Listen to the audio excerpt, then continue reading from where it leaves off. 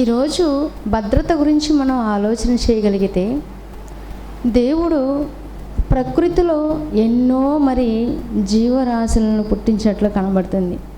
ప్రకృతిలో ఉన్నటువంటి జీవరాశులు వాటి పిల్లలను కాపాడుకునే విషయంలో ఎంత భద్రతలో ఉంటుంది అని మనం ఆలోచన చేయగలిగితే, ఒక కోడి ఉంది.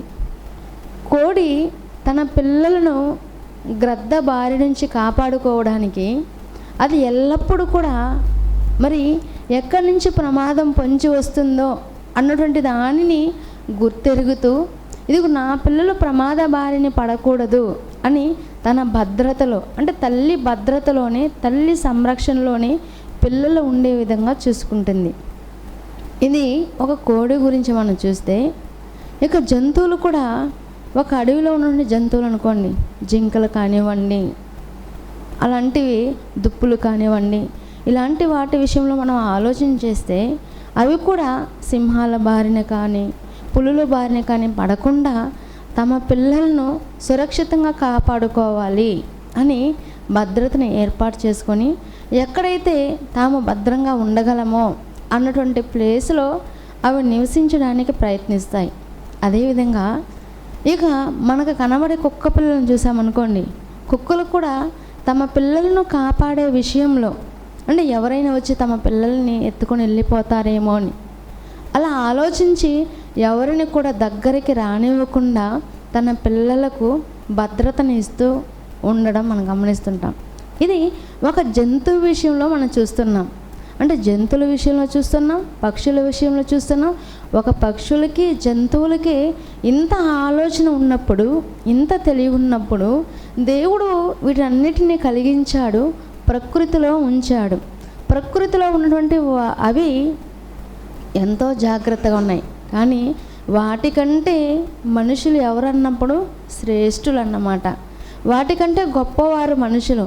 అలా గొప్పవారుగా ఉన్నటువంటి మనిషి ఎలా ఆలోచిస్తున్నా అంటే, కొంతమంది దేవుడే లేడంటున్నారు, దేవుడు ఉన్నాడా అంటున్నారు, ఉంటే మాకు కనబడలేదు అని మాట్లాడుతున్నారు.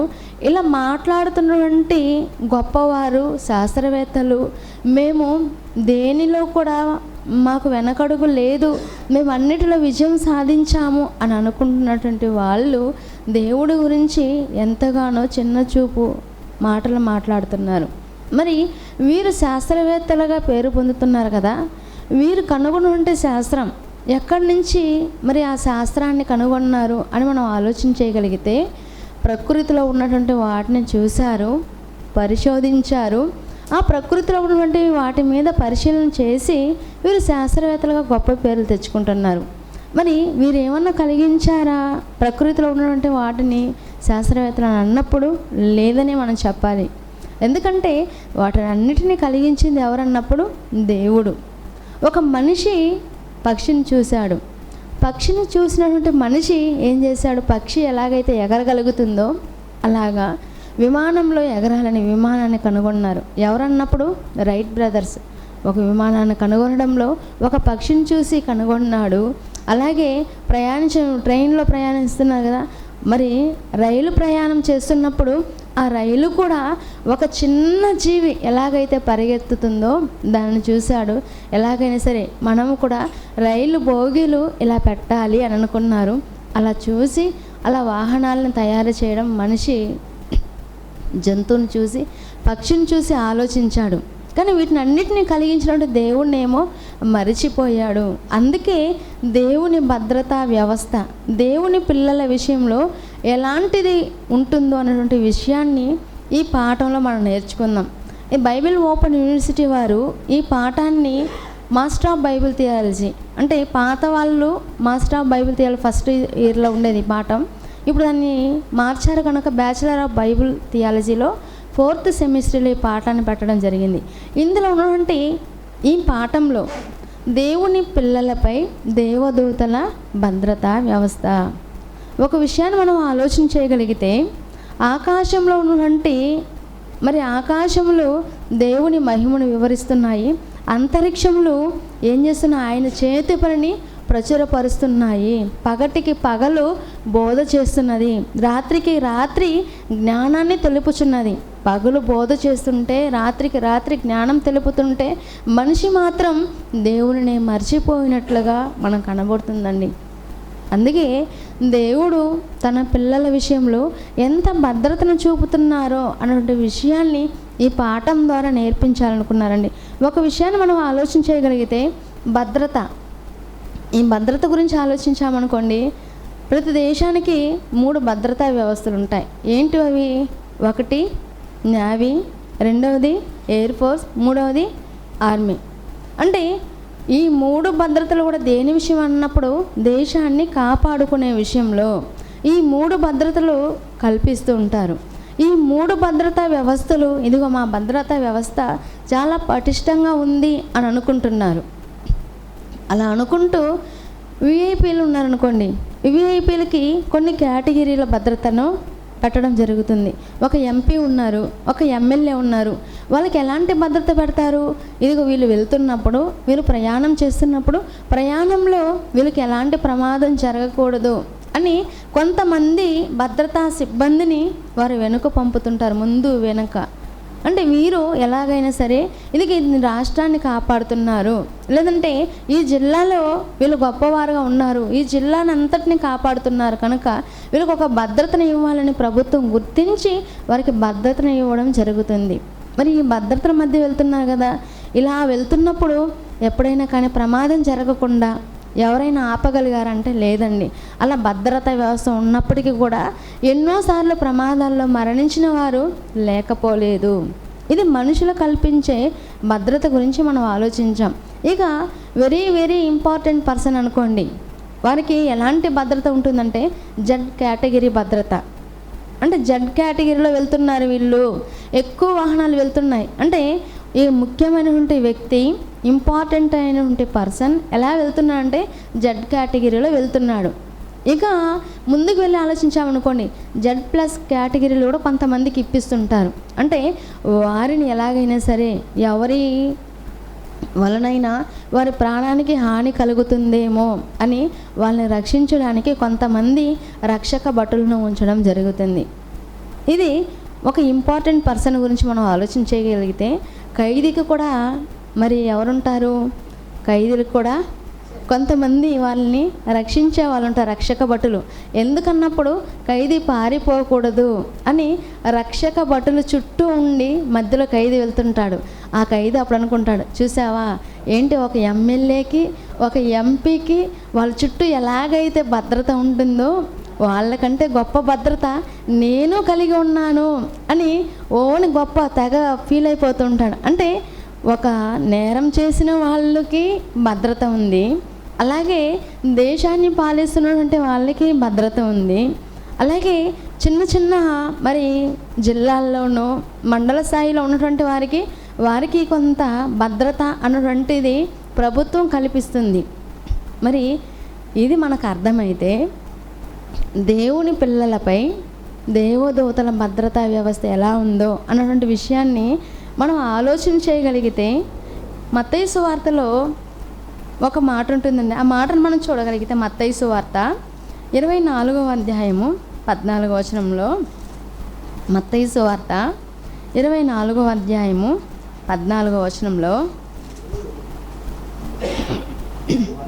మరియు ఈ రాజ్య సువార్త సకల జనులకు సాక్ష్యార్థమై లోకమందంతటను ప్రకటింపబడును, అటు తర్వాత అంతము వచ్చును. ఈ రాజ్య సువార్త ఎవరికి ప్రకటింపబడాలంట? ఈ రాజ్య సువార్త సకల జనములకు సాక్ష్యార్థమై లోకమందంతటా ప్రకటింపబడాలి. ఇప్పుడు లోకమందంతటా ప్రకటింపబడాలి అని అన్నప్పుడు ఎవరు కావాలి? ప్రకటించేవారు కావాలి. ఇలా ప్రకటించేవారు కావాలంటే ముందుగా ప్రకటింపబడడానికి ముందు ఏం చేయాలన్నప్పుడు నేర్చుకోవాలి. ఇప్పుడు స్కూల్లో పిల్లలు ఉన్నారు, పిల్లలు ఇప్పుడు చాలామంది డిఎస్సి ఎగ్జామ్ రాశారు కదా. ఎందుకు రాశారు? టీచర్లు అవ్వాలని రాశారు. ఎలాగైనా సరే గవర్నమెంట్ ఉద్యోగం నేను సంపాదించాలి అని ఒక పట్టుదలతో పరీక్షలు రాశారు. అలా రాసినట్టు వారిలో ఎంతమంది ఉత్తీర్ణులు అయ్యారంటే కొద్దిమంది మాత్రమే. మరి వాళ్ళు పరీక్షలకు రాయడానికి ముందు వాళ్ళు ఎలా ఉన్నారు అని అన్నప్పుడు వాళ్ళు విద్యార్థులే. అంటే విద్యార్థుల నుంచి బోధకులుగా ప్రమోషన్ కొరకు ఎదురు చూస్తున్నారు. అంతకుముందు నేర్చుకున్న తర్వాత వాళ్ళు ఏమవుతున్నారంటే టీచర్లు కాబోతున్నారు, టీచర్ల కొరకు పోటీ పడుతున్నారు. ఇక్కడ కూడా రాజ్య సువార్తను మనల్ని ప్రకటించమంటున్నారు. ఆ రాజ్య సువార్తను ప్రకటించాలి. ఇప్పుడు మనం ప్రకటించాలంటే మొదటిగా మనం ఏం చేయాలి? నేర్చుకోవాలి. నేర్చుకుంటేనే మనం ప్రకటించగలం. నేర్చుకోనకుండా మనం ప్రకటించగలమా? లేదండి. ఏ స్కూల్కి వెళ్ళకుండా, అసలు బుక్కే తెరవకుండా, ఏమి వాళ్ళు కూడా రాని వాళ్ళకి లేదండి, మీరు ఇప్పుడు 10th క్లాస్ పిల్లలకి ఖచ్చితంగా మ్యాథ్స్లో మీరే టీచర్గా ఉండాలి అని ఇచ్చారనుకోండి, ఎక్కడైనా పాఠం చెప్పగలడా? అతనే స్కూల్కి వెళ్ళలేదు, ఇక పాఠం ఏం చెప్పగలడు? చెప్పలేడు. కాబట్టి ఏం చేయాలంటే చదువుకోవాలి. అంటే ఆ టీచర్కి కావాల్సినటువంటి క్వాలిఫికేషన్ ఏదైతే ఉందో అంతవరకు చదువుకోవాలి. అంటే రాజ్య సువార్తను ప్రకటించాలంటే ముందుగా మనకి ఏది తెలిసి ఉండాలంటే దేవుని రాజ్యం గురించి. ఆ రాజ్యంలో మరి దేవుని పిల్లలుగా ఉన్నటువంటి వారికి ఎలాంటి భద్రత ఉంటుంది, అలా భద్రతలో ఉన్నప్పుడు దేవుని కొరకు ఇంకా ఎలా ఆలోచిస్తూ వెళ్ళాలి అన్నటువంటి విషయాలన్నీ ముందుగా తెలుసుకోవాలి. ఆ తెలుసుకున్న తర్వాత వెళ్ళి ప్రకటించేవారిగా ఉండాలి. ఈరోజు నేను నిలువబడి ప్రకటించగలుగుతున్నానంటే మరి జయశాలి గారు, మన ఆత్మీయ తండ్రి గారు, ఆయన కనుంటే కళ ఏంటన్నప్పుడు ఎంతోమంది నా పిల్లలని వాక్యంతో కనాలి, అలా నేను కనగా వచ్చినటువంటి పిల్లలు వారు ఉన్నటువంటి ప్రాంతానికి వెళ్ళాలి, దేవుని మాటలను తెలియని వారికి తెలియపరచాలి. అలా తెలియపరిస్తే ఇదిగో పరలోకమందు నుండి నా తండ్రికి ఆనందము, భూమి మీద నుండి నేను సంతోషపడగలను అని ఒక ఆలోచన, ఆయన మదిలో పుట్టిన ఆలోచనే ఈరోజు ఇక్కడ నిలవబడి నేను చెప్పడానికి కూడా కారణం అండి. ఎందుకంటే ఆయన శిక్షణ మరియు ప్రోత్సాహం మనం పాంప్లెట్లో వేస్తుంటాం. జయశాలి గారి శిక్షణ మరియు ప్రోత్సాహం అనమాట, ప్రోత్సాహపరుస్తుంటారు. ఇదిగో నా పిల్లలైన వారందరూ మీరు వెళ్ళాలని. ఇక్కడ కూడా ఏమని చదువుకున్నాం మనము? మరియు ఈ రాజ్య సువార్త సకల జనులకు సాక్షార్థమై లోకమందంతటా ప్రకటింపబడును. లోకమందంతటా కూడా ప్రకటింపబడాలి. అలా ప్రకటిస్తున్నటువంటి వారికి దేవుని యొక్క భద్రత ఎలా ఉంటుందో అన్నటువంటి విషయాన్ని ముందుకు వెళ్ళి ఆలోచిద్దామండి. ఒక విషయాన్ని మనం ఆలోచన చేయగలిగితే సంఘానికి రాకముందు మనకి ఏది తెలిసి ఉండాలి? వాక్యం తెలిసి ఉండాలి, వాక్యం వినాలి, విన్న వాక్యం పట్ల విశ్వాసం కలిగి ఉండాలి. విశ్వసించిన మనం అందరం కూడా బాప్తిసం తీసుకోవాలి. బాప్తిసం తీసుకున్న మనము సంఘంలో చేర్చబడ్డాం. సంఘంలోనికి చేర్చబడిన మనము దేవుని వాక్యాన్ని, దేవుని యందు భయభక్తులు కలిగి దేవుని మాటలు నేర్చుకుంటూ ఉండాలి. అలా నేర్చుకుంటున్నటువంటి మాటలు మనం ఏం చేయాలంటే ఇతరులకు వెళ్ళి ప్రకటించాలి. ప్రకటించే వారిగా మనం అందరం ఉండాలని చెబుతున్నారండి. ఇక మనం ఆలోచన చేయగలిగితే మానవుని ఆయుష్కాలంలో దేవుడు ఎన్నో ప్రమాదాల నుంచి తప్పిస్తున్నారు, ఎన్నో మరి అపాయాల నుంచి, ఎన్నో అనారోగ్య పరిస్థితుల నుంచి తప్పించి నిలవబెడుతున్నారంటే ఇదిగో దేవుని పని ఉంది కనుకనే మనం అందరం కూడా ఈరోజు ప్రాణాలతో ఉన్నాం. ఆయన పని మనలో ఉంది కనుకనే, మనం ఆయన పని చేయాలి కనుకనే మనల్ని సజీవులుగా దేవుడు నిలవబెట్టినట్లుగా కనబడుతుందండి. ఇంతకీ దేవుని పిల్లలకి ఎలాంటి భద్రత ఉంటుంది అన్నటువంటి విషయాన్ని మనం ఆలోచన చేయగలిగితే ఒకసారి మత్తయి సువార్త 18వ అధ్యాయము 10వ వచనం. పాఠం అయితే పెద్దదే అండి, కానీ త్వరగా ముగించేస్తాను. మత్తయి సువార్త 18వ అధ్యాయము 10వ వచనం. ఈ చిన్నవారిలో ఒకరినైనను తృణీకరింపకుండా చూచుకొనుడి, వీరి దూతలు పరలోకమందున్న నా తండ్రి ముఖమును ఎల్లప్పుడూ పరలోకమందు చూచుచుందరని మీతో చెప్పుచున్నాను. ఇక్కడ చెబుతున్నటువంటి మాటలు ఈ చిన్నవారిలో, చిన్నవారు అనగానే ఇదిగో మనమందరూ కూర్చుని చిన్నపిల్లలు అని ఆలోచన చేయకూడదండి. మనమందరము తండ్రి అయిన దేవునికి పిల్లలం కనుక మన గురించి దేవుడు చెబుతున్నటువంటి మాటలు అవి ఏంటివి? ఆ మాటలు అన్నప్పుడు ఈ చిన్నవారిలో ఒకరినైనను తృణీకరించకుండా చూచుకునుడి, వీరి దూతలు పరలోకమందు నా తండ్రి ముఖమును ఎల్లప్పుడూ పరలోకమందు చూచుందరని వారితో చెప్పారంటండి. మీతో చెప్పుచున్నానన్నారు. అంటే దూతలు తండ్రి ముఖాన్ని చూస్తున్నాయంట. ఇప్పుడు నేనున్నానండి, పరలోకమందున అంటే తండ్రి, ఉదాహరణ కనుక్కుందని అనుకుందాం. దూతలుగా ఉన్నటువంటి వారు మీరు ఎలాగైతే కూర్చొని ఉన్నారో అలా తండ్రి ముఖాన్ని చూస్తున్నారంట. ఎందుకు? ఇదిగో తండ్రి అయిన దేవుడు ఏ పని పెడతారు, ఎలాంటి పని చెబుతారు, ఎక్కడికి వెళ్ళమంటారు, ఎవరికి భద్రతని ఇవ్వమంటారు అని ఆలోచిస్తూ ఎప్పుడు తండ్రిని ఇలానే చూస్తున్నారంట దూతలు. మరి తండ్రి అయిన దేవుడికి మనం ఎలా ఉన్నామంటే పిల్లలుగా ఉన్నాం. నా పిల్లలు నా పనిలో ఉన్నారు, నా పిల్లలు నా పనిలో ఉన్నప్పుడు ఇదిగో ఆ పనిలో ఏదైనా కష్టం వస్తుందేమో, ఆ పనిలో ఏమైనా ప్రమాదం వస్తుందేమో, అలా కష్టం వచ్చినప్పుడు, ప్రమాదం కలిగినప్పుడు ఇదిగో దూతలకు నుండి మేము ఎలాంటి సహాయం అందించాలి అని ఎదురు చూస్తున్నాయంటండి తండ్రిని చూస్తుంది. అందుకే ఇక్కడ చెబుతున్నారు, ఇదిగో ఈ పిల్లల కొరకు దూతలు తండ్రి అయిన దేవుని ఎదురు చూస్తున్నాయి అని చెబుతున్నారు. ఒకసారి మత్తయి సువార్త 26వ అధ్యాయం, యేసుక్రీస్తుల వారిని పట్టుకోవాలని వస్తారు కదండి.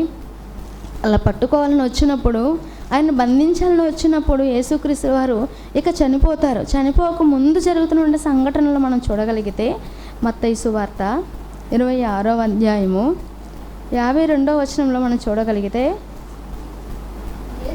యేసు నీ కత్తి వరలో తిరిగి పెట్టుము, కత్తి పట్టుకుని వారందరూ కత్తి చేతనే నశింతురు.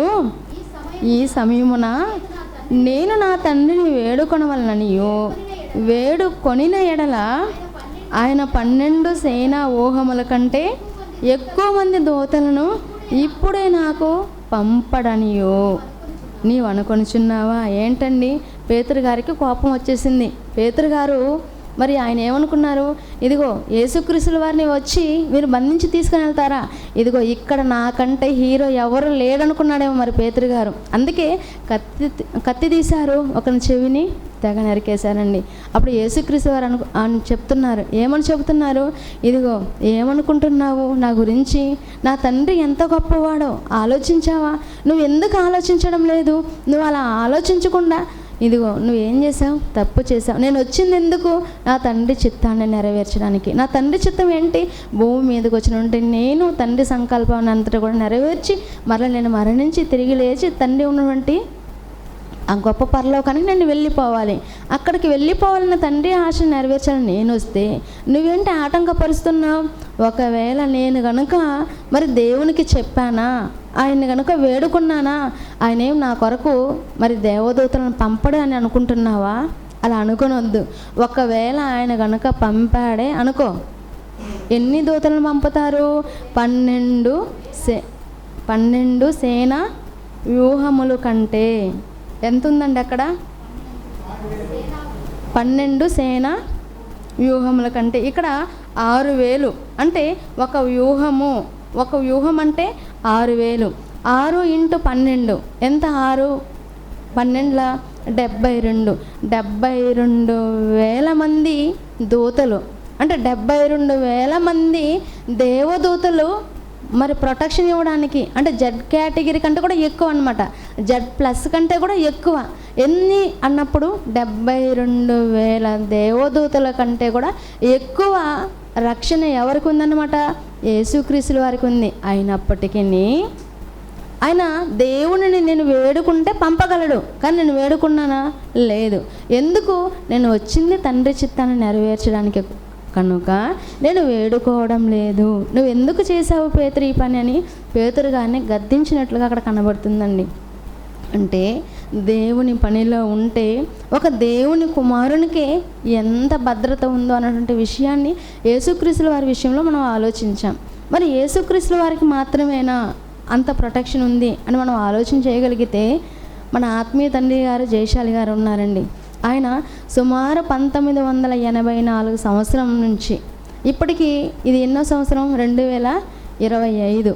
దాదాపు 40 సంవత్సరాలు, ఇంచుమించు 40 సంవత్సరాలుగా మరి ఏం చేస్తున్నారన్నప్పుడు దేవుని పక్షాన్ని నిలబడ్డారు. ఇదిగో బైబిల్ని తప్పన్న వాడిని కానివ్వండి, దేవుడే లేడు అని చెప్పిన వారిని కానివ్వండి, ఇదిగో బైబిల్లో ఎన్నో అసంబద్ధాలు ఉన్నాయి అని చెప్పిన వారిని కానివ్వండి, ఇదిగో నా దేవుని గురించి కానీ, నా బైబిల్ గురించి కానీ, ఇదిగో నా దేవుని గురించి మరి మీరు ఎక్కడ కూడా నోరు తెరవకూడదని ఎన్నో సవాలు చేశారు. దేనిని బట్టి అని అన్నప్పుడు ఇదిగో దేవుని మాటలను బట్టి, బైబిల్లో ఉన్నటువంటి ఈ వాక్యాలను బట్టి అండి. ఎందుకన్నప్పుడు దేవుని పక్షాన నిలవబడితే ఎన్నో వేల దేవదూతలు ఇదిగో నాకు తోడుగా ఉంటుందని వృద్ధాప్యంలో ఉన్నప్పటికీ ఎంతగానో అలుపెరగక ప్రకటిస్తున్నారు. ఎక్కడైనా బైబిల్ విషయంలో రాజీ పోయారండి?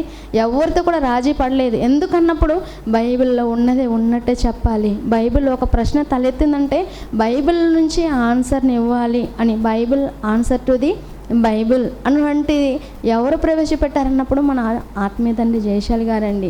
అంటే ఏంటి ఆయనకు ఉన్నటువంటి ధైర్యం అన్నప్పుడు ఇదిగో బైబిల్లో ఉన్నటువంటి దేవుడు, ఆయన గొప్పతనం. ఈ గొప్పతనం కనుక మనకు అర్థమైతే మనం కూడా ఎంతో గొప్పవారు కాగలమండి. అందుకే ఆయన చెబుతూ ఒకసారి పాత నిబంధనల గ్రంథంలోనికి వెళ్ళి మనం ఆలోచన చేయగలిగితే దానియేలు గారి కాలానికి వచ్చామనుకోండి, అక్కడ దానియేలు గ్రంథంలోనికి రాగలిగితే రాజుగా నెబుకద్నెజరు ఉన్నారు. రాజుగా నెబుకద్నెజరు ఉంటూ అతను ఏం చేశానంటే దోరాయను మైదానంలో ఒక పెద్ద విగ్రహాన్ని ఒకటి చేయించాడు. అలా విగ్రహాన్ని చేయించి ఆ విగ్రహానికి ఏం చేయమంటున్నారన్నప్పుడు దానికి మొక్కమంటున్నారు, సాష్టాంగ నమస్కారం చేయమంటున్నారు. ఇదిగో మీరు ఏ దేవుణ్ణి మీరు పూజించకూడదు, మీరు ఎవరిని మీరు సేవింపకూడదు, మీకు దేవుడు ఎవరన్నప్పుడు నేనే దేవుణ్ణి అని విగ్రహాన్ని చేయించి దాన్ని దూరాయన మైదానంలో పెట్టి ఆ మైదానంలో ఉండి ఆ విగ్రహానికి నమస్కారం చేయమంటున్నారండి. అలాంటి పరిస్థితుల్లో మరి అందరూ వెళ్తున్నారు, నమస్కారం చేస్తున్నారు. కానీ షడ్రక్ మెషక్ అబేద్నెగో అన్నటువంటి వారు ఏం చేయలేదు, ఆ ప్రతిమకు నమస్కారం చేయలేదు. అలా ప్రతిమకు నమస్కారం చేయనందుకు ఏం చేశారన్నప్పుడు వీరిని తీసుకొని వెళ్ళి అగ్నిగుండంలో పడవేశారండి. అగ్నిగుండంలో పడవేసినప్పుడు ఎవరైతే వీరిని తీసుకొని వెళ్ళి అగ్నిగుండంలో పడవేశారో వాళ్ళు ఏం చేశారంట, ఆ అగ్ని జ్వాలకి కాలి చనిపోయారు. అంటే ఆ వేడి తట్టుకోలేక చనిపోయారు. ఎవరన్నప్పుడు షడ్రక్ మెషక్ అబేద్నెగోల్ని ఎవరైతే తీసుకొని వెళ్ళిన వారు ఆ అగ్ని జ్వాలకి, ఆ సెగలకి కాలి చనిపోయినట్లుగా ఉంది. రాజు దిక్కును లేచాడు. ఏంటిది ఇది అని ఆలోచించాడు. ఏంటి నేను వేయమనేది ఎంతమంది? అరే మేము సైనికులారా రండి అని పిలిచారు. అలా వారు వచ్చినప్పుడు ఇంతకీ మీరు అక్కడ అగ్నిగుండంలో ఎంతమందిని వేశారు అని అన్నప్పుడు మేము 3 వేశామని చెప్పారు. మీరేమో 3 వేశామంటున్నారు, మరి అక్కడ ఏంటి 4గా కనబడుతున్నారు? వారి మధ్యలో 4వదిగా దేవదూత ఉన్నట్లు నేను చూశాను, ఇంతకీ ఇది నిజమేనా అని ఆలోచించారండి. అక్కడికి వెళ్ళి పిలుస్తున్నారు, షడ్రక్ మెషక్ అబేద్నెగో అనువారులారా అని పిలిచినప్పుడు వారు గొంతిచ్చారు. ఏంటి మీరు కాలిపోలేదా అని అన్నప్పుడు లేదు అని వాళ్ళు చెప్పడం జరిగింది. వారిని బయటికి తీసుకొని వచ్చినప్పుడు వారి యొక్క బట్టలకి ఏమైనా ఆ అగ్ని వాసన, ఆ పొగ వాసన ఏమైనా ఉందేమో అని చూసినప్పుడు కనీసము ఆ అగ్ని వాసన కానివ్వండి, ఆ పొగ వాసన కానీ ఏది కూడా వారికి తగలలేదంటండి. మరి ఎంత భద్రతా వ్యవస్థలో ఉన్నారండి వాళ్ళు. దేవదూతలు ఎప్పుడైతే అగ్నిగుండంలో వేయడానికి తీసుకొని వెళ్ళిన వెంటనే ఎవరి ప్రొటెక్షన్లోనికి వెళ్ళిపోయారు, ఏ కేటగిరీలోకి వెళ్ళిపోయారు అన్నప్పుడు ఇదిగో జెడ్ కేటగిరీ కంటే ఎక్కువ భద్రత, దేవదూతల భద్రతలో ఈ 3 ఉన్నట్లుగా దేవదూతలు వచ్చి కాపాడారండి. అందుకే మనం అక్కడ మత్తయి సువార్తలో చదువుకున్నాం కదా, దేవదూతలు ఏం చూస్తున్నాయన్నమాట, తండ్రి అయిన దేవుని ముఖాన్ని చూస్తున్నాయి. ఇదిగో నీ పిల్లలకి ఎక్కడైనా కష్టం వస్తుందా, వెంటనే మాకు ఆజ్ఞ ఇవ్వండి ప్రభు, ఇదిగో మీ చిత్తాన్ని మేము వెళ్ళి వారిని ఏదైతే మీరు పని పెడతారో ఆ పనిని మేము నెరవేరుస్తాము అని వెంటనే వచ్చేసాయి. షడ్రక్ మెషక్ అబేద్నెగోలను కాపాడినట్లుగా కనబడుతుందండి. అప్పుడు ఆ రాజు చెప్తారు, ఆ మాటను ఒకసారి మనం చూడగలిగితే దానియేలు గ్రంథము 32వ అధ్యాయం 3వ అధ్యాయము, దానియేలు గ్రంథము 3వ అధ్యాయము 22వ వచనం చూసుకొని 28వ వచనానికి వద్దామండి. రాజాజ్ఞ తీవ్రమైనందును గుండము మిక్కిలి వేడిమిగలైనందున షద్రక్ మేషక్ అబేద్నెగోలను విసిరివేసిన ఆ మనుషులు అగ్ని జ్వాలల చేత కాల్చబడి చనిపోయిరి. షద్రక్ మేషక్ అబేద్నెగోను ఆ 3 మనుషులు బంధింపబడిన వారై వేడిమి గల మండుచున్న ఆ గుండంలో పడగా రాజగు నెబుకద్నెజరు ఆశ్చర్యపడి తీవ్రముగా లేచి, మేము 3 మనుషులను బంధించి ఈ అగ్నిలో వేసితిం కదా అని తన మంత్రులను అడిగాను.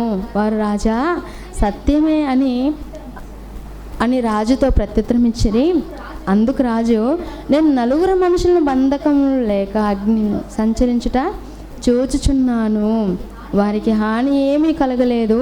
4వ వాని రూపము దేవతల రూపమును పోలినదని వారికి ప్రత్యుత్తరం ఇచ్చును. ఈ ముగ్గురితో పాటు మరొకరున్నారు. ఎవరన్నప్పుడు దేవతల రూపం నాకు కనబడింది అని చెబుతూ కిందికి వచ్చేసరికి అంతటా నెబుకద్నెజరు వేడిమి కలిగి మండుచున్న ఆ గుండము వాకిలి దగ్గరకు వచ్చి, షద్రకు మేషకు అబేద్నెగో అని వారులారా, మహోన్నతుడగు దేవుని సేవకులారా, బయటికి వచ్చి నా యొద్దకు రండని పిలువగా షద్రకు మేషకు అబేద్నెగో ఆ అగ్నిలో నుండి బయటికి వచ్చిరి. వారు ఏం చేశారంటే బయటికి వచ్చారంట. 28వ వచనంలో నెబుకద్నెజరు చెప్తున్నారు, షద్రకు మేషకు అబేద్నెగోను వీరి దేవుడు ఎవరన్నమాట? పూజార్హుడు. ఆయన తన దూతను పంపి తను ఆశ్రయించిన దాసులను రక్షించను. ఇదిగో వీళ్ళని ఎవరు రక్షించారో తెలుసా? దేవుని దూతలు. వీరు ఎవరిని ఆశ్రయించారు? నా ప్రతిమకు నమస్కారం చేయలేదు. వీరు ఎవరిని ఆశ్రయించారంటే దేవుడిని ఆశ్రయించారు. కనుక వీరు ఎవరినైతే ఆశ్రయించారో ఆ ఆశ్రయించిన దేవుడు వీరిని రక్షించారని చెబుతున్నారండి. కిందికి వచ్చేసరికి 29వ వచనంలో, కాగా నేను ఒక శాసనమును నియమించుచున్నాను, ఏదనగా ఈ విధముగా రక్షించుటకు సమర్థుడకు దేవుడు గాక మరి ఏ దేవుడును లేడు. ఇదిగో రక్షించుటకు సమర్థుడు ఎవరన్నప్పుడు వీరు నమ్ముకున్నారే దేవుడు, ఆ దేవుడు మాత్రమే సమర్థుడు అని ఒక రాజే ఒప్పుకున్నట్లుగా కనబడుతుందండి. ఇది దానియేలు గారి కాలంలో జరిగినటువంటి సందర్భం. ఇక మరో సందర్భం గురించి మనం ఆలోచన చేయగలిగితే రాజుల గ్రంథంలో రాజుల రెండవ గ్రంథము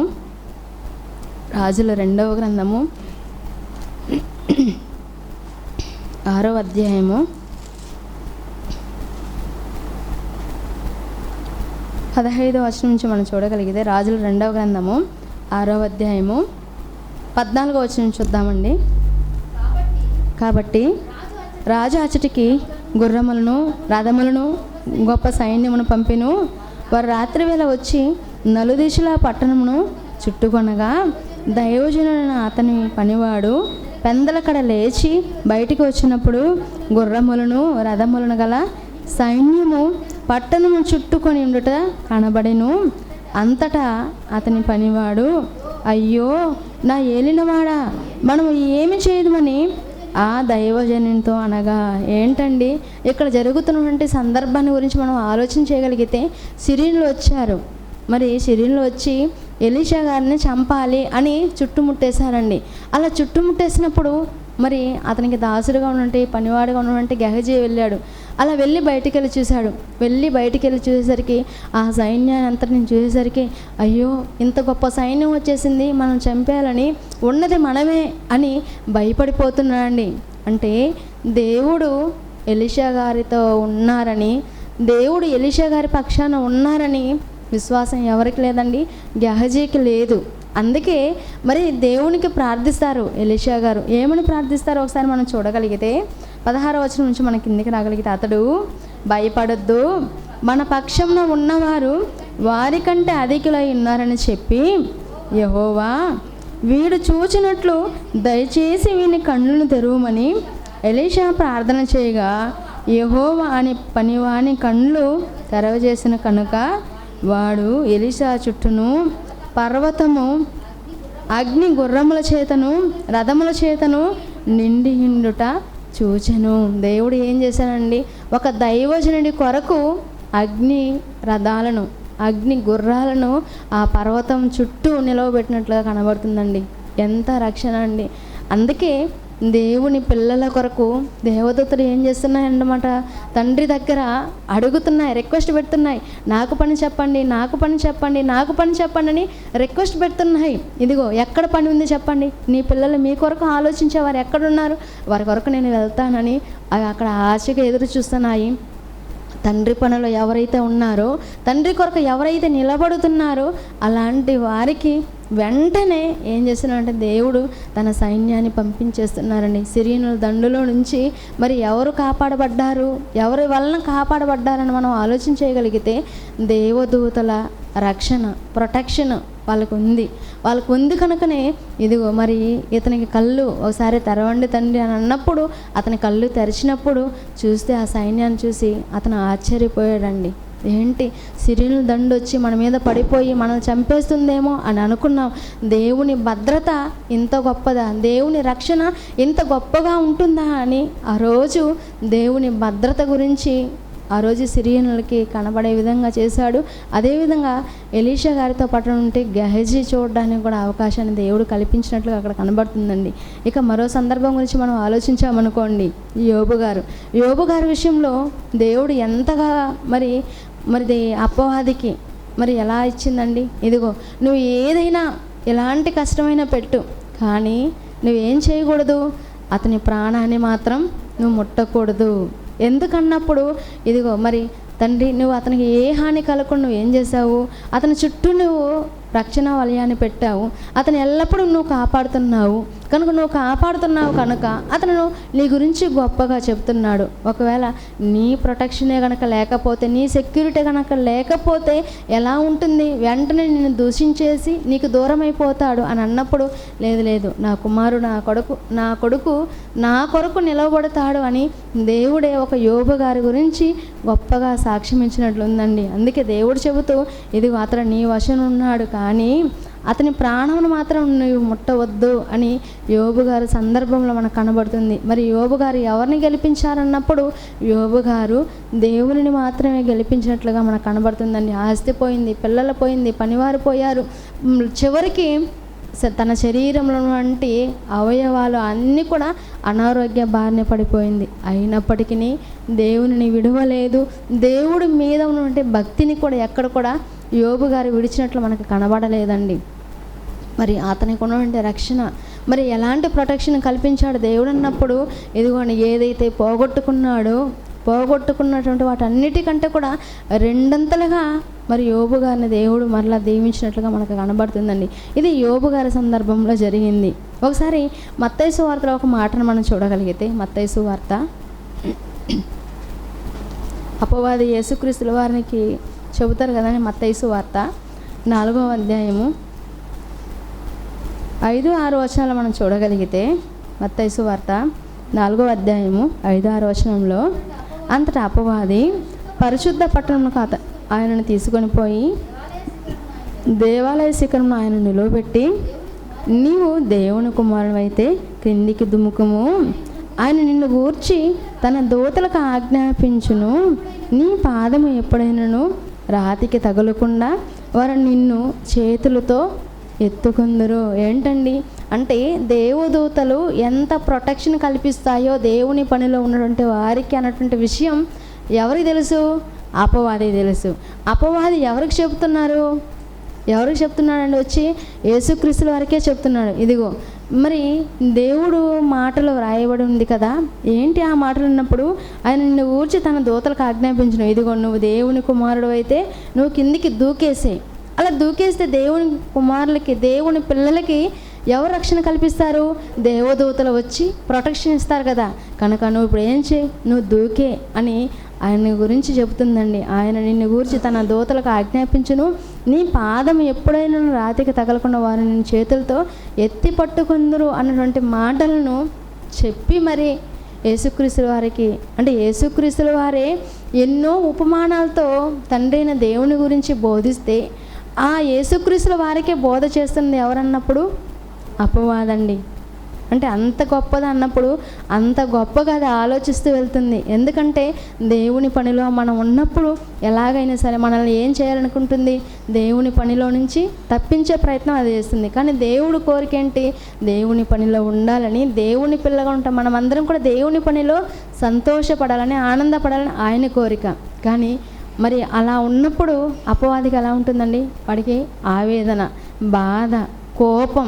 ఏంటి, నేను ఎంత కష్టాలు పెట్టినా, నేను ఎంత ఇబ్బందులు పెట్టినా, ఎన్ని అనారోగ్య పరిస్థితులు పెట్టినా, ఎన్నోసార్లు ప్రమాదాలు కలిగించినప్పటికీ వీళ్ళేంటి ఎల్లప్పుడూ దేవుని పనిలో ఉంటున్నారు, ఎలాగైనా సరే వీరికి ఇంకా కష్టం పెట్టాలని ఒకవైపు అపవాది ఆలోచిస్తుంటాడు మన గురించి, ఒకవైపు దేవదూతలు ఎదురు చూస్తుంటాయి మన గురించి. ఎందుకన్నప్పుడు నా పిల్లలు పని చేస్తున్నప్పుడు, తండ్రి నీ పిల్లలు పని చేస్తున్నప్పుడు ఇదిగో నీ పిల్లలకు సేవ చేయడానికి మేము వెళ్తాము అని అవి సిద్ధంగా ఉన్నాయండి. ఇక క్రొత్త నిబంధనకి మనం రాగలిగితే దానికంటే ముందు ఇశ్రాయేల్ని ఎలా కాపాడారు దేవుడు అని మనం ఆలోచన చేయగలిగితే కీర్తనల గ్రంథము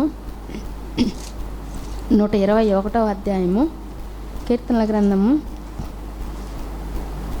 121వ అధ్యాయము 4వ వచనం నుంచి 7వ వచనం వరకు మనం చూడగలిగితే, ఇశ్రాయేలును కాపాడేవాడు కునుకడు నిద్రపోడు, యెహోవాయే నిన్ను కాపాడేవాడు. ఇక్కడ చెబుతూ ఎవరిని కాపాడతారంట? ఇశ్రాయేలును కాపాడేవాడు కునుకడు నిద్రపోడు. మనం కూడా మరి వాహనాల మీద కానివ్వండి, లేదంటే మన ఇంట్లో బంగారు వాక్యాలుగా కానివ్వండి, ఇలాంటి మాటలే కదా పెట్టుకుంటాం. ఇశ్రాయేలును కాపాడేవాడు కునుకడు నిద్రపోడు, యెహోవాయే నిన్ను కాపాడేవాడు, నీ కుడి పక్కన యెహోవా నీకు నీడగా ఉండును, పగలు ఎండ దెబ్బ అయినను నీకు తగులదు, రాత్రి వెన్నెల దెబ్బ అయినను నీకు తగులదు, ఏ అపాయమును రాకుండా యెహోవా నిన్ను కాపాడును, ఆయన నీ ప్రాణమును కాపాడను, ఏది మొదలుకొని నిరంతరము నీ రాకపోకల యందు యెహోవా నిన్ను కాపాడును. ఇక్కడ ఒక మాట ఉందండి. ఏంటి ఆ మాట అన్నప్పుడు, నీ రాకపోకల యందు యెహోవా నిన్ను కాపాడునని ఉంది. ఒక మంచి తాగుబోతు, క్రైస్తవ భక్తుడు అనుకుందాం, మంచి తాగుబోతు మరి క్రైస్తవ కుటుంబంలో ఉన్నాడు. అలాంటి అతను బండి మీద నీ రాకపోకలందు యెహోవా నిన్ను కాపాడున్నట్టు మాటని బైక్ మీద రాసుకొని వెళ్ళి ప్రమాదంలో చనిపోయాడు అనుకోండి, యెహోవా కాపాడతాడా? అంటే దేవుని కొరకు నువ్వు ఏం చేసావని ఇక్కడ ఎవరి గురించి చెబుతున్నారు దేవుడు అని మనం ఆలోచన చేయగలిగితే ఇశ్రాయేలు గురించి చెప్పారు. ఇశ్రాయేలుకి చెప్పినటువంటి మాటలు మనమేమైనా ఇశ్రాయేలు అంటే మనం కాదు. మరి మనం ఎవరు అన్నప్పుడు మనం క్రైస్తవులం. ఇది ఎవరికి చెప్పబడిన మాటలు అంటే ఇశ్రాయేలుకి. వారిని ఆ రోజు సుమారు 40 సంవత్సరాలు అరణ్యంలో తండ్రి అయిన దేవుడు కాపాడాడు.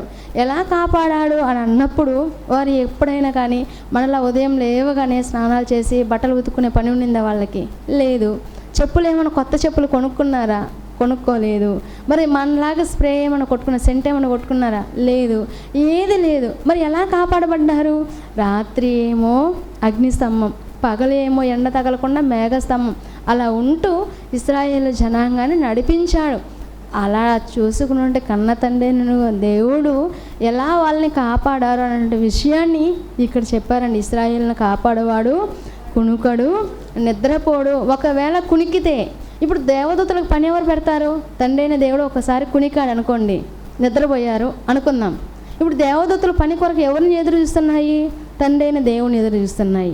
వాళ్ళు అలా ఎదురు చూసినప్పుడు దేవదూతలకు పని ఎవరు పెడతారు? పని పెట్టలేరు. కనుక మన గురించి తండ్రి అయిన దేవుడు ఏం చేసిన, కునుకక నిద్రపోక ఆయన ఎల్లప్పుడూ మనం చూస్తూనే ఉన్నాడండి. అందుకే ఇశ్రాయేలుకు జరిగిన ఆ సంఘటనలు మరలా గుర్తు చేస్తున్నారండి దేవుడు గుర్తు చేస్తూ, ఇదిగో ఇశ్రాయేలును కాపాడువాడు కునుకడు నిద్రపోడు, యెహోవాయే నిన్ను కాపాడువాడు, నీ కుడి పక్కల యెహోవా నీకు నీడగా ఉండును, పగలు ఎండ దెబ్బైనను నీకు తగులదు, రాత్రి వెన్నెల దెబ్బైనను నీకు తగులదు, ఏ అపాయం రాకుండా నిన్ను ఎవరు కాపాడతారంటే దేవుడే కాపాడతారు.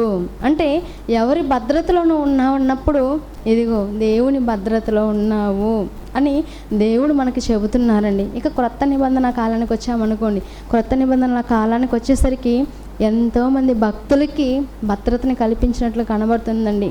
ఒకసారి మనం అపోస్తుల కార్యములు 12వ అధ్యాయం 6వ వచనంలో మనం చూడగలిగితే, అపోస్తుల కార్యములు 12వ అధ్యాయము 6వ వచనంలో,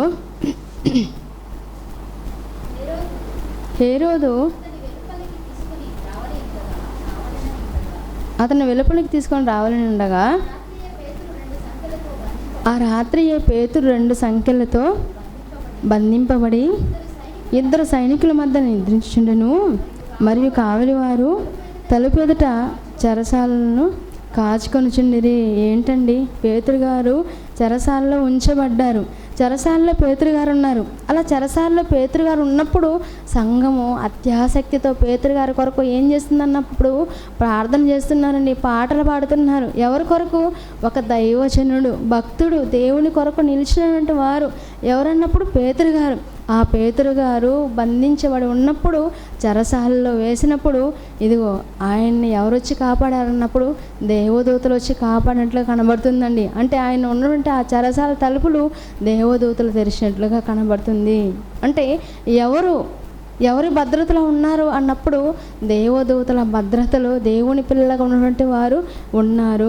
అలాగే పౌలు గారి సందర్భాన్ని కూడా మనం చూడగలిగితే ఇది అపోస్తుల కార్యములు 27వ అధ్యాయంలో, అపోస్తుల కార్యములు 27వ అధ్యాయంలో మనం చూడగలిగితే 22, 23 వచనాల్లో మనం చూడగలిగితే అపోస్తుల కార్యములు 27వ అధ్యాయము 22, 23 వచనాల్లో ఇప్పుడైనను ధైర్యం తెచ్చుకొనుడని మిమ్మల్ని వేడుకొనుచున్నాను. వాడకే కానీ ఎవని ప్రాణమునకును హాని కలుగదు. నేను ఎవని వాడనో ఎవరిని సేవించుచున్నానో ఆ దేవుని దూత గడిచిన రాత్రి నా యొద్ద నిలిచి, పౌలా భయపడకము, నీవు కైసరు ఎదుట నిలవబడవలసి ఉన్నది. ఇదిగో నీతో కూడా ఓడలో ప్రయాణమే పోచిన వారందరినీ దేవుడు నీకు అనుగ్రహించి ఉన్నాడని నాతో చెప్పాను. ఏంటండి భయపడిపోతున్నారు? తుఫాను వలన ఓడలో ప్రయాణం చేస్తున్నారు. ఎంతమంది అన్నప్పుడు ఇదిగో పౌలు గారితో పాటు 276 మంది ప్రయాణం చేస్తున్నప్పుడు ప్రమాదం వచ్చినప్పుడు వారందరూ భయపడిపోతున్నారు. భయపడిపోయినప్పుడు ఇదిగో మీరేం భయపడొద్దండి. ఏంటండి పౌలు గారికి ఉన్నటువంటి ఆ ధైర్యం? ఇదిగో నేను ఎవరి వాడను, నేను దేవుని పక్షాన్ని నిలవబడ్డాను. నేను ఏ నేరమైనా చేశానా? ఏది చేయలేదు. దేవుని మాటలను ప్రకటించాను. దేవుని మాటలు ప్రకటించినందుకు ఇదిగో నేను బందీగా వెళ్తున్నాను. మీరెందుకు భయపడతారు? ఇదిగో నా దేవుడు నన్ను కాపాడుతాడు. నాకు వచ్చి దేవదూత నా దగ్గర నిలవబడి చెప్పింది ఏమంటే, ఇదిగో నువ్వు ఎలాగైనా సరే నువ్వు పలానా ప్రదేశానికి వెళ్ళాలి, అక్కడికి వెళ్ళి నువ్వు నిలువబడాలి, కనుక నీకు ఏ హాని కలగదు అని నాకు చెప్పింది. కనుక ఇప్పుడు మీరు ఏం చేయాలి? నేను దేవుని భద్రతా వ్యవస్థలో నేను ఉన్నాను. నాకు జెడ్ కేటగిరీ ప్రొటెక్షన్ కంటే ఎక్కువ బలమైన ప్రొటెక్షన్ ఉంది. కనుక మీరందరూ కూడా ఎక్కడ కానీ భయపడద్దండి. నన్ను కాపాడబడాలి కనుక నేను నేను కాపాడబడాలి. ఇదిగో నేను అక్కడికి వెళ్ళాలి. ఎక్కడికి వెళ్ళాలి? కైసరు ఎదుటి వెళ్ళి నేను నిలువబడాలి. కైసరు ఎదుట నేను వెళ్ళి నిలువబడాలంటే నేను ప్రాణాలతో ఉండాలి కదా. కనుక నా ప్రాణానికి ఏ హాని జరగదు. నాకు మాత్రమే కాదు, నాతో పాటు ఇదిగో ఉన్నారు కదా వీళ్ళందరూ, మీ అందరికీ కూడా ఏ హాని జరగదు, నా మాట నమ్మండి అని అక్కడ కూడా కష్టాల్లో కూడా ప్రమాదంలో కూడా దేవుని గురించి తెలియపరిచినట్లుగా ఎవరు కనబడుతున్నారండి? ఒక పౌలు గారు కనబడుతున్నారు. దేవుని భద్రత ఎంత గొప్పదో అనేటువంటి విషయాన్ని పౌలు గారు అక్కడ ఉన్నటువంటి వారికి అక్కడ తెలియపరిచినట్లుగా కనబడుతుందండి. ఒకసారి కీర్తనల గ్రంథము 34వ అధ్యాయము 7వ వచనంలో ఒక మాటను మనం చూడగలిగితే, కీర్తనల గ్రంథము 34వ అధ్యాయము 7వ వచనంలో, యెహోవా యందు భయభక్తులు గల వారి చుట్టూ ఆయన దూత కావలి ఉండి వారిని రక్షించును. ఇదిగోండి, దేవుని యందు ఎవరైతే భయభక్తులు కలిగి ఉంటారో వారి చుట్టూ దేవుని దూత ఎలా ఉంటుందంటండి? కావలి అంటే వాచ్మెన్ డ్యూటీ చేస్తుందన్నమాట. ఎవరన్నప్పుడు దేవదూతలు. వాచ్మెన్ గొప్ప, లేదంటే పోలీస్ సెక్యూరిటీ గొప్ప? పోలీసు వాళ్ళే గొప్ప కదా. మరి వాచ్మెన్ డ్యూటీ అనగానే సైలెంట్గా ఉండిపోతున్నారు? కాదండి, రక్షక భటుల కంటే గొప్ప పని వారికి ఎవరున్నారన్నప్పుడు దేవదూతలు. మరి దేవుని కొరకు మనం ఉన్నప్పుడు మనం ఎవరి భద్రతలో ఉంటాము? దేవదూతల భద్రతా వ్యవస్థలో మనం ఉంటాం. మన చుట్టూ మరి దేవుని పని ఏది చేయకుండా, ఇదిగో తండ్రి నేను వెళ్ళి పడుకుంటున్నాను, నీ బంగారు దేవదూతలను నా చుట్టూ ఉంచేయి అని అంటే ఉంచేస్తారా? లేదండి. ఎప్పుడైతే దేవుని పనిలో మనం ఉంటామో, ఎప్పుడైతే దేవుని పని మనం చేస్తామో, అలా మనం దేవుని పని చేసినప్పుడు, దేవుని పనిలో ఉన్నప్పుడు మాత్రమే మనకి అంత గొప్ప సెక్యూరిటీ ఉంటుంది తప్ప ఏ పని చేయకుండా మన కొరకే మనం 365 రోజులు కష్టపడ్డామనుకోండి, అలాంటప్పుడు ఎలాంటి ప్రొటెక్షన్ మనకు ఉండదు. ఇక మరో మాటను మనం చూడగలిగితే, ముగించుకునేద్దామండి. మత్తయి సువార్త 4వ అధ్యాయము, మత్తయి సువార్త 4వ అధ్యాయం 11వ వచనంలో,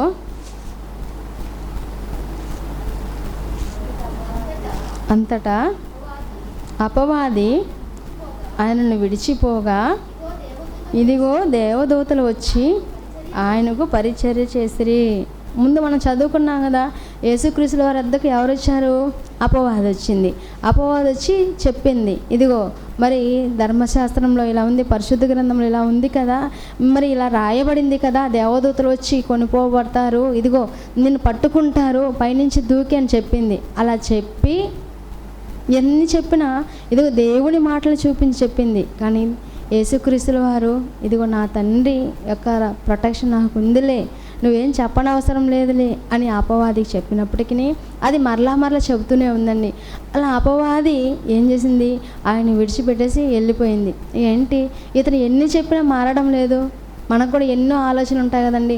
ఏంటి ప్రతి వారం సంఘానికి వెళ్ళాలా, వారంలో 2 క్లాసులకి వెళ్ళాలా, మళ్ళీ ఈ 2 క్లాసులు కాకుండా మళ్ళీ స్పెషల్ క్లాసులకి వెళ్ళాలా, మళ్ళీ సెమినార్లకు వెళ్ళాలా, ఏం వెళ్తావులే అని మనకేం చెప్తుంది? ఇదిగో దేవుని మాటల్లోనే చూపించి దేవుని గురించి చెప్పి ఇదిగో ఎక్కువ కూడా జ్ఞానం అది మంచిది కాదు అని అన్నాడు కదా. కనుక ఎక్కువగా మీరు జ్ఞానాన్ని నేర్చుకోవద్దండి, దేవుని జ్ఞానాన్ని అని అది మనకు నేర్పిస్తూ ఉంటుంది, మనకి ఆలోచన పుట్టిస్తూ ఉంటుంది అపవాది. అలాంటప్పుడు ఏం చెప్పాలి? ఇదిగో ఇవన్నీ కూడా అపవాది లక్షణాలు. దేవుని కార్యక్రమాలకు పోనివ్వకుండా చేసేది ఎవరు? దేవుడు కాదు, ఇది అపవాది ఆటంకపరుస్తుందని మనం గ్రహించాలి. ఎక్కడ కూడా మరి యేసుక్రీస్తుని వారిని శోధించింది. అలా శోధించి విసిగించి ఏమైపోయింది? వెళ్ళిపోయిన తర్వాత దేవదూతలు వచ్చి ఏం చేశారంటే యేసుక్రీస్తుల వారికి పరిచర్య చేశారంట అండి. మనకి కూడా మరి మనం కూడా దేవదూతల భద్రతా వ్యవస్థలో ఉండాలంటే మనం ఏం చేయాలంటే దేవుని కొరకు ఆలోచించాలి, దేవుని పనులలో ఉండాలి. దేవుని పనులే చేస్తే మా పనులు ఎట్లా, మా కుటుంబం ఎట్లా అంటే మనకు సమయం ఉన్నప్పుడు మన కుటుంబ పోషణ కొరకు మనం పని చేయాలి. కుటుంబ పోషణ వరకు ఎంతవరకు అయితే అవసరం అంతవరకు కుటుంబం కొరకు పని చేస్తూ ఆ పనికి మాత్రమే కాకుండా దేవుని కొరకు ఎక్కువగా ఆలోచించేవారిగా ఉండాలి. ఎప్పుడైతే మనం దేవుని కొరకు ఎక్కువగా ఆలోచిస్తామో అలా ఆలోచించినప్పుడు దేవుని భద్రతా వ్యవస్థ ఎవరి మీద ఉంటుందంటే మన మీద ఉంటుంది. ఇదిగో నా పిల్లల ప్రయాణంలో వెళ్తున్నారు, ప్రయాణంలో నా పిల్లలకి ప్రమాదాలు జరగకూడదు, నా పిల్లలు ఇదిగో నా పనిలో ఉంటున్నారు, అనారోగ్య బారిన పడిపోకూడదు, నా పిల్లలు నా పనిలో ఉంటున్నారు కనుక వీరికి ఏ హాని కలగకూడదు అని దేవదూతలు మన కొరకు ఎల్లప్పుడూ ఎదురు చూస్తూ ఉంటాయండి. ఎందుకంటే మనకి పరిచారం చేయడానికి పంపబడి ఉంటే ఆత్మలు కనుక ఎల్లప్పుడూ మన కొరకు దేవుడు ఒకవైపు ఆలోచిస్తున్నాడు. ఇదిగో మనకు పరిచర్య చేయడం కొరకు ప్రకృతి ఒకవైపు, ప్రకృతి మాత్రమే కాకుండా దేవదూతలు కూడా మన కొరకు ఎదురు చూస్తూ ఉన్నారు. కనుక మనం అందరం కూడా ఎలా ఉండాలన్నప్పుడు దేవుని పనిలోనే ఉండాలి. దేవుని పనిలో మనం ఉంటున్నప్పుడు దేవదూతలు మనల్ని కాపాడుతాయి. మన దేవదూతలు కాపాడుతూ ఆయన దేవుని పనిలో ఉన్నతంగా ముందుకు మనం కొనసాగగలిగినప్పుడు ఇదిగో మరణించిన తర్వాత మనం అందరం కూడా మరో లోకాన్ని సంపాదించుకుంటామనే కదండి ఈ ప్రయాస. కనుక మనం అందరం కూడా పరలోకానికి వెళ్ళాలంటే భూమి మీద శరీరాలతో మనం ఉన్నప్పుడే దేవుడు మనకిచ్చినట్టు ఆయుష్కాలంలో దేవుని కొరకు ఆలోచిస్తూ దేవుని పనులు చేస్తూ దేవుని భద్రతా వ్యవస్థలో మనం ఉన్నామని గుర్తిరిగి దేవుని కొరకు ఆలోచించి దేవుడు ఉన్నటువంటి లోకానికి మనం అందరం కూడా చేరుకునే వారిగా ఉండాలండి. మరి ఎంతమంది దేవదూతలు ఉన్నారన్నప్పుడు కోట్ల దేవదూతలు ఉన్నారు. ఎవరికి పరిచర్య చేయడం కొరకు అని అన్నప్పుడు మనందరి కొరకు. కనుక ఒకవైపు దేవుణ్ణి పరిశుద్ధుడని గాన ప్రతిగానాలు చేస్తూ దేవుని పిల్లలుగా ఉన్నటువంటి మన కొరకు కూడా అవి పరిచర్య చేయడానికి ఎల్లప్పుడూ సిద్ధంగా ఉంది. కనుక మనమందరం కూడా దేవదూతల భద్రతా వ్యవస్థలో ఉన్నామని గుర్తిరిగి దేవుని పనిలో ఉండి దేవుని కొరకు మరణించి దేవుడి లోకానికి చేరుకోవాలని కోరుకుంటూ నా మాటలు ముగిస్తున్నాను. అందరికీ నా వందనాలు.